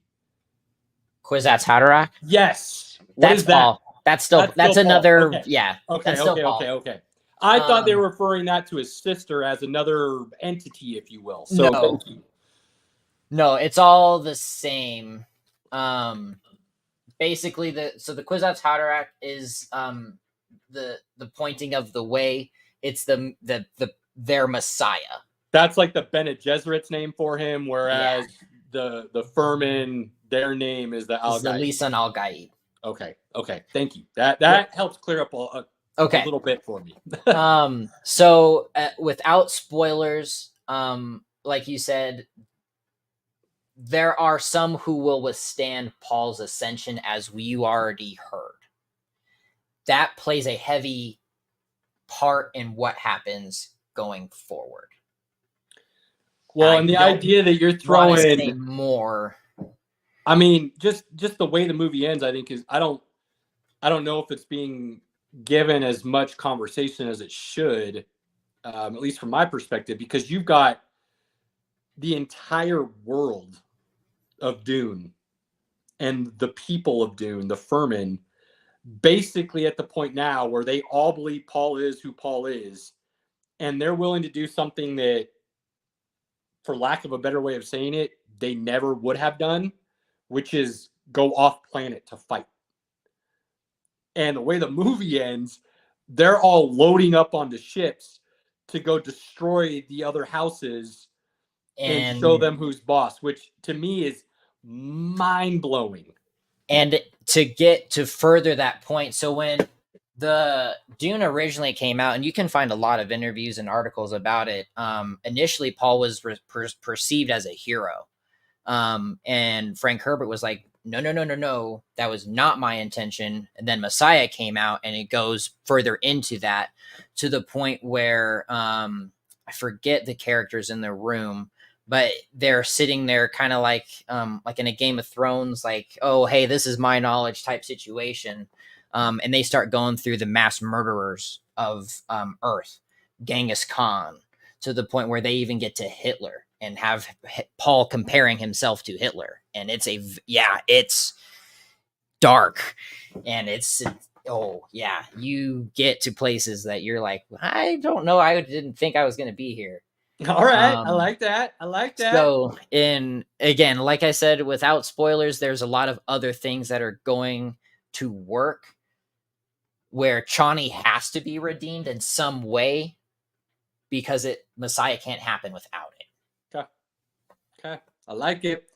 Plenty more to discuss. I know Robert and I will be talking plenty more off camera to educate myself, and I haven't read a book at least a new book.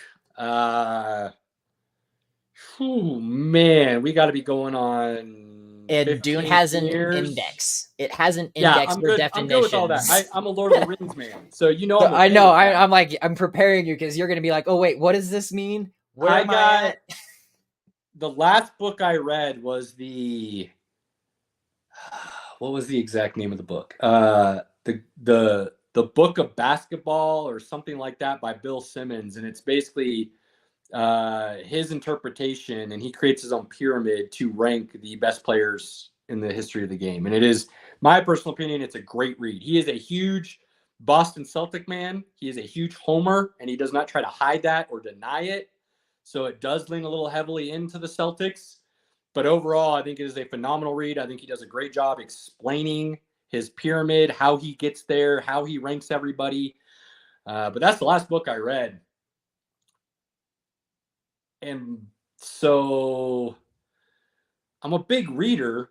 I'm not a big book reader.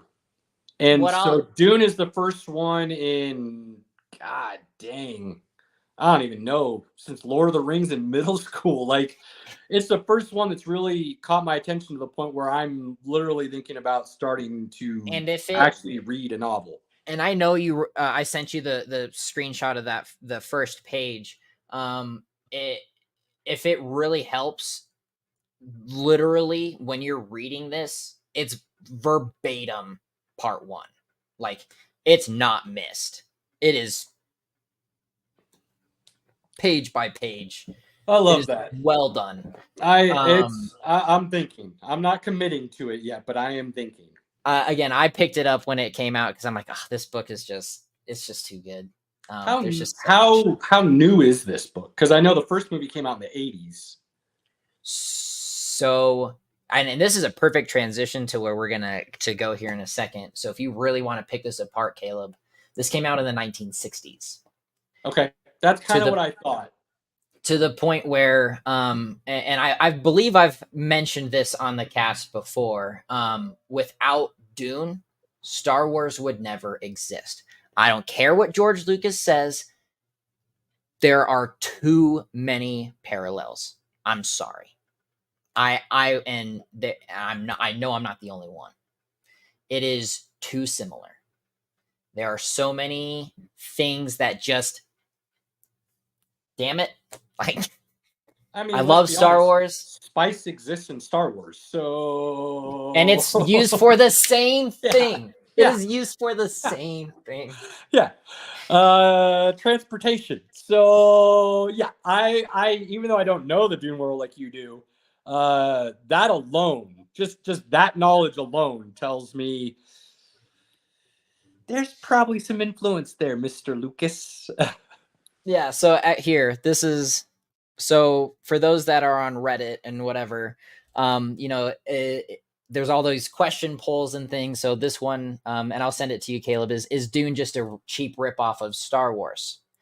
This is the response. No, Dune is a very expensive ripoff of Star Wars. The actual ripoff was cheap. Frank Herbert watched Star Wars opening night in 1977, cribbled a bunch of notes, changed the name of the planet Tatooine to Arrakis, changed the name of Luke to Paul Atreides, and pretty much left everything else the same. The expensive part, though, was building a time machine so he could go back in time to publish Dune in 1965, 12 years before Star Wars comes out. Oh, that's hilarious that somebody wrote it that way. Yeah, He did. He ripped off George Lucas and Star Wars, but then he built a time machine and then wrote went it 12 back. years before. Yeah. Okay, cool. Gotcha. So if that doesn't further that point, Yeah. I don't know what will. I like that. I like that. Now, transitioning, like you just said, perfectly into Star Wars. What is happening tomorrow? Something's coming out tonight, and I'm waiting. So after this this evening, this podcast, I'm jumping right into my living room and watching The Acolyte. 2 episodes are out. 43 minutes for the first episode, 36 for the second episode. I'm excited.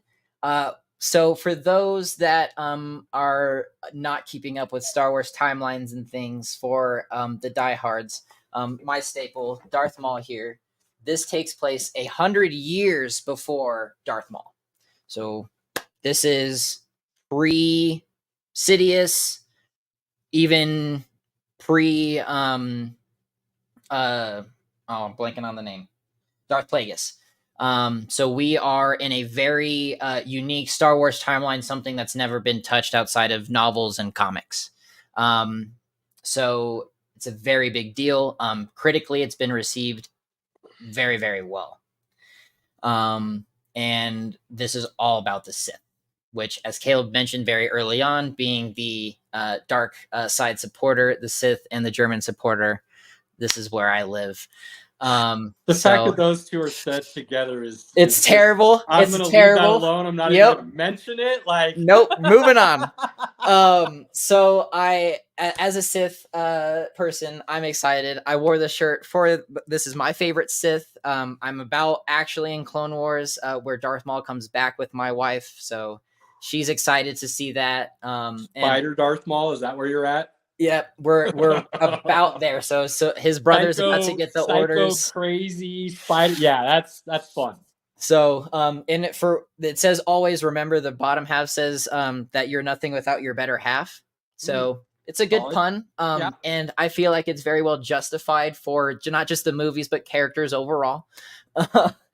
And for those that are not into Star Wars but are prefer the faces of actors and things like that, Trinity is finally making her appearance in the Star Wars universe from The Matrix, ladies and gentlemen. I don't know how I feel about that still. Oh, I'm so excited. So excited. She's just a badass and deserves to be in Star Wars anyway. I just feel like you're always going to see Trinity. No. It's going to be really hard for me to not see Trinity. I don't know if you're a horror movie person, that image shattered for me when I watched the movie Disturbia with Shia LaBeouf. Yeah, I don't do the horror stuff. It's too. Her is Trinity. That's changed me. Horror films, the scary movie stuff is too.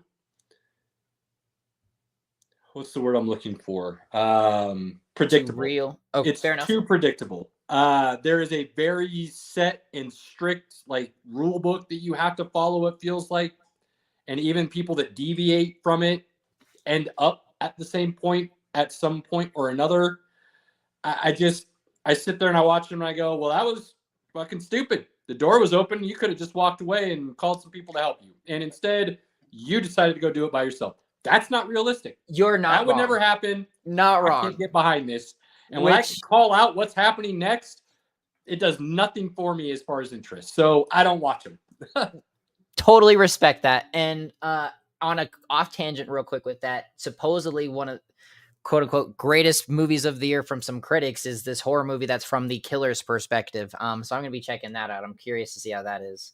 But anyway, going back to the Star Wars thing there, I get it from the perspective with always seeing Trinity.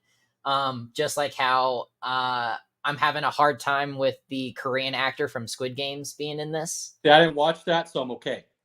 But I'm also excited for a lot of the other actresses in it too, or actors and actresses in it too. It's like I love Jackson as Mace Windu, and he did really, because he's such a good actor, he did well about kind of making you forget who he is. But at the same time, I'd be lying if I didn't always think that I'm one bad mama jamma bad guy away from getting a motherfucker. It's Jackson. It's coming. That this is what it is. So it was hard to not always kind of have that in the back of your mind. Trinity's character was so one-dimensional on purpose, and she did it so well. And when I say one-dimensional, I mean the lack of emotion that she always showed because of what that character had gone through her whole life. Even when she showed emotion, it was still flat. And that was on purpose, right? And she played that very well. Absolutely. But it's going to be really hard for me to then see her do something that shows a well-rounded human being, if you will. I think that's where I struggle with that. So casting her in a prominent role, I think, is the issue. You can take famous actors and put them in the Star Wars universe, a la Burr, great comedian. Everybody's like, he's going to be in that. How is he going to be in Star played Wars? one of the greatest characters. But dude, what he did was incredible, right? That's a one-off, though, in my opinion. From my perspective throughout history, those are one-offs. When you can get somebody who's that famous and then you forget they're famous for another reason and they kill the role. Can she do it? Yes. But I'm still on the side of erring on I wish they would have picked somebody else kind of thing. I could see that. I think the other issue I have here is, I'm a huge Star Wars guy. And I know the ins and outs of the Skywalker era.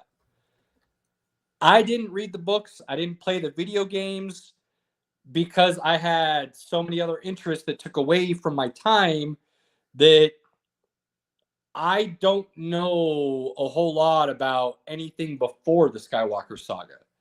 Pause. Okay. Pause. I'm going to just completely come out and say this. You are totally fine. I know that. This is all recent. This is all recent.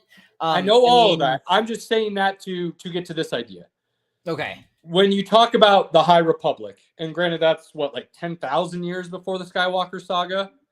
Well, some of the stories, this specific story is 100 years. Well, I know that. I'm talking about the High Republic. As a whole, the High Republic was like 10,000 years before the Skywalker saga, right? Like way, way before. Mm-hmm. And so the kind of putting this into perspective of where I'm going with this, the technology and stuff that you end up seeing in the Skywalker saga had been around for millennia within the Star Wars universe. So going only 100 years before the Skywalker saga intrigues me a lot because I know nothing of it. And I know where the focus of this is going to be, which I love because it's not focusing on anything from the Skywalker saga per se. They have said there are supposed to be no characters. I've heard that. Thank God. Where I have a hard time with this, and I know it'll change once I see it, but we're only 100 years. So Yoda is full-fledged running the Jedi mode at this point. Like, I would have a hard time believing an 800-year-old Yoda is not on the Jedi Council as a master. So we're going to do all of this story, but we're not going to talk about or include what I believe would be one of the most prominent characters in the universe at that time from the Jedi side. And there's some other characters too that should overlap in this.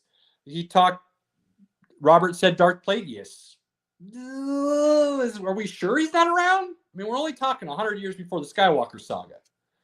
And as we look at, Darth Sidious, he's let's call him a 60-year-old man when this starts. 50-year-old man when this starts. So, and we don't know his real age, just based on appearance is what I'm gauging this on. He could be 200 years old for all we know. But I believe Darth Plagueis would be alive and well if we're only talking 100 years before the Skywalker saga. So I am very interested to see how they tell this story and entrench us within the universe again in a time period where I believe there should be other main characters at the top kind of being the puppet masters, if you will, controlling where this is moving forward. So I am very intrigued to see how this story unfolds and is told. Completely. And where they're coming from with the Plagueis side of things, it's gonna be one of those situations where it's just a matter of when, because we haven't met him yet. Right. And who's the Sith Lord that we've been seeing? Is this Plagueis's first attempt at an apprentice? Is this Sidious's Darth Maul? What are we looking at here? And that's what intrigues me so much is, like you said, timeline-wise, is he there? Is he isn't there? I would tend to believe, based on everything we know already, he's fully there. And not only is he fully there, Sidious is his right hand. That's the feeling I would get. So how are we going to tell this story of the Sith without talking about what I believe would be the Sith Lord at the time? And now we're getting really into the timeline here. So that way you have an understanding of where this lines up. So when we get to meet Palpatine for the first time, he's 52. Right. And how did he end up as a senator on Naboo? I mean, he says that's his home planet, right? He's from there. That's how he became a senator. So then where does that backstory roll into, and how does that all play into where we're about to go? Because when you really think about 100 years, yeah, it's a long time and a lot can happen, but in the grand scheme of things and the overall story arc that we've already been told, it falls well within that range. Exactly. And if memory serves me right from when I was researching this, when Plagueis and Palpatine meet, Palpatine is like 19. So it is very interesting with how this storyline will play out. Because there's so many things that can happen. And absolutely. I'm very excited for the just based on what you just said. I mean, literally, Plagueis could come immediately after the story we're about to see, and could have been kind of waiting in the wings, similar to what Palpatine Darth Sidious did, to then all of a sudden jump in and take power. So there's just all these little trinkets that you kind of have floating out there that you kind of already know. But this is a brand new story that this director is taking full advantage of the opportunity to tell something brand new outside of what we already know. Yep. So do they hold true and fast to that? Or do they give you the little trinkets to kind of tie everything back in going forward to what we know now? Because like I said, this isn't the High Republic. This isn't 10,000 years before what we know. This isn't, while I don't know the story yet, and it's on my to-do list to catch up on the High Republic stuff and whatnot. But you talk about, Darth Raven and the, I'm drawing a blank. Now we're getting into Old Republic. I'm sorry, High Republic. I meant Old Republic going into High Republic. But you start talking about those things and how they play in and how they manipulate and shape everything that we end up knowing now. It's not that. It's not that far removed. It's not millennia. It's not generations. It's right within, you could talk about great-grandparents, grandparents, parents, kids kind of situation here, to where they could all be alive at the same time kind of thing, but their stories don't necessarily interact or intertwine. Does that make sense? Yep. No, completely. Again, this is uncharted territory. Very excited. The theories are running rampant. I have done it just came out for the public 2.5 hours ago. So I'm waiting. I've avoided everything that I can. With some of we've talked about it, the trailers that come out, I watch one and then I'm done. So I've avoided all the presses. I've avoided everything that I can because I want this to be special. Same. And I will be watching it tomorrow night after the kids go to bed because the wife likes Star Wars. So we've been trying to catch up on all sorts of series. Haven't gotten a chance one way or another. So we made a pact, if you will, that we're going to sit down and watch this on a weekly basis. Cheers to that. Try to stay up on something. So we'll at least then, Pinky will have to catch up when it's all out, but we'll at least have something to spoiler-free talk about until everybody can binge it. So I ain't waiting for Pinky. So if we get to the end and he's still not caught up, we're spoiling the shit out of this. My guy, I love it. My guy can figure it out from there. Pinky, I love it. I know you're listening. Pay attention, my guy. Yeah, he's calling us nerds. This guy who could go 1,000 times deeper on comic books than I ever could. Oh, yeah. Calling us nerds. Look at him. Ugh, so good. You go put on your John Elway jersey and sit down and watch some Hulk, and then we'll talk. Yeah, we know what you're really doing. So, but yeah, that's what I got for Star Wars. The way that I will wrap up, and I know Caleb, you said you're not a huge fan of it, but I am quaking with anticipation for Fede Alvarez's Alien Romulus. Oh yeah, I don't. So I know that's not your thing. The new trailer came out today. For me growing up, that was like one of my first horror movies to watch with my dad. And I just loved the sci-fi horror. It's always been one of my favorite things. And this is going back to practical effects. So it's somebody in an alien suit. They're using actual animatronics and things, and it just looks terrifying. And I am so excited. Solid. So get it. That's what I got to say. Well, on that note, I will tell you my final thought is there is NBA Finals going on starting Thursday. There is NHL Finals going on. I believe that starts Saturday, if I'm correct. That might start Thursday as well. Thursday or Saturday. It's right in there. Robert will give us a definitive here in a moment. So we've got those two going on. We've got the Olympic trials starting here in 11 days. We have the Saturday. Euros. Saturday. It is Saturday. Okay. We've got the Euros starting in 10 days. Then we have the Olympics rolling off, moving into training camp and the start of the NFL season. 2024 summer is actually a good summer for sports. Not just baseball. And I like baseball. It's better than what it is for nonsense right now. I like baseball. I just don't watch 162 games and follow it as close as other sports. So when it becomes the only thing there, it gets a little tough at times. So I am stoked that we have other things to soak up some of that summer heat for us. On that note, Pinky, we miss you, my guy. Hope you're having a ball down there at the Alamo, living your best life. Do not take those moments for granted when you have an opportunity to spend them with your inner circle, your family, your friends, your loved ones, whoever you consider that to be. Cherish those moments. Take advantage of them when you can. We appreciate all you guys. We'll be back next week. Until then, Robert, Pinky, fans. Cheers, boys. We're out. Peace. Fast lane when I pass in the street, bag of money in the passenger seat. Simcoe's been asking for me on the road from the west to the east.